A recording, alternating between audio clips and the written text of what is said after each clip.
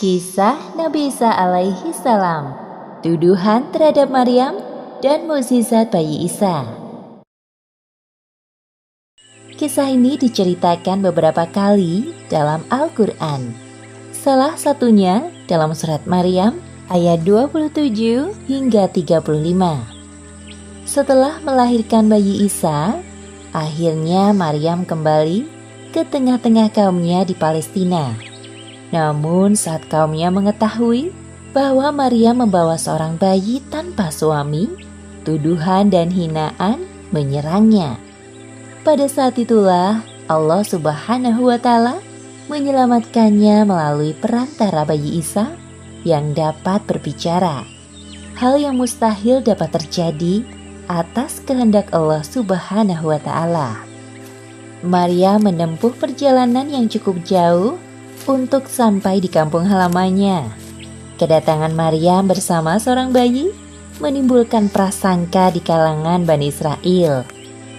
Ya Allah, kuatkanlah hamba dalam menghadapi ujian ini.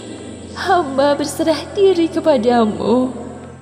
Kondisi Maryam yang sekarang telah berbeda membuat Bani Israel bertanya-tanya. Karena selama ini yang mereka tahu, Maryam adalah seorang wanita yang sangat menjaga diri dari laki-laki bukan mahram. Kemudian mereka mencerca Maryam dengan berbagai pertanyaan. Wahai Maryam, sebenarnya engkau selama ini pergi kemana? Apa jangan-jangan engkau malu jika kami sampai mendengar tentang kehamilanmu? Apa? Maryam hamil? Orang-orang di sekitar yang mendengar percakapan tersebut juga penasaran dengan jawaban dari Maryam tentang asal-usul bayinya. Mereka yang tadinya tidak peduli mulai mendekati Maryam. Pantas saja dia menghilang cukup lama selama ini. Jika memang benar engkau hamil dan itu anakmu, lantas siapa ayah bayi itu? Namun, tidak ada jawaban yang keluar dari mulut Maryam. Hal ini dilakukan Maryam atas perintah Allah Subhanahu wa Ta'ala. Hei Maryam, sesungguhnya kamu telah melakukan sesuatu yang amat mungkar. Mengapa engkau hanya diam saja, wahai Maryam? Jika memang benar itu bayimu, siapakah ayahnya? Jangan membuat kami menerka-nerka seperti ini. Bani Israel mulai terpancing emosi karena Maryam tidak menjawab pertanyaan mereka dan mulai menyindir Maryam. Padahal ayahmu sekali-kali bukanlah seorang yang jahat dan ibumu bukanlah seorang pezina.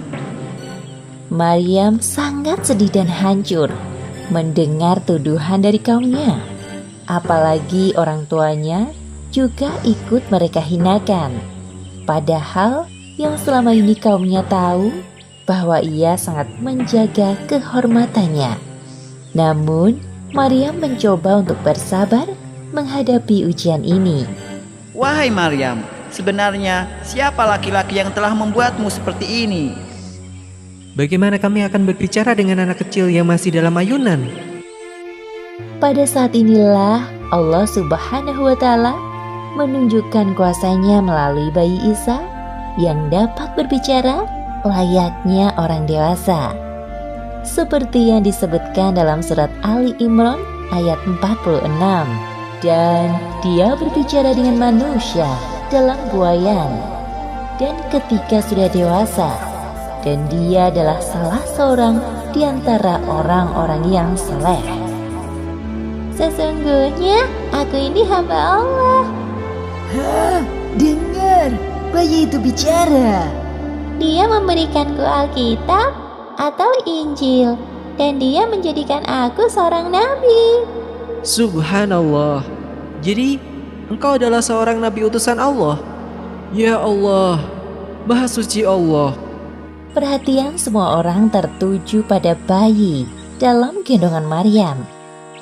Perkataan bayi Isa ini ditujukan untuk membersihkan nama baik ibunya dari tuduhan zina oleh kaumnya.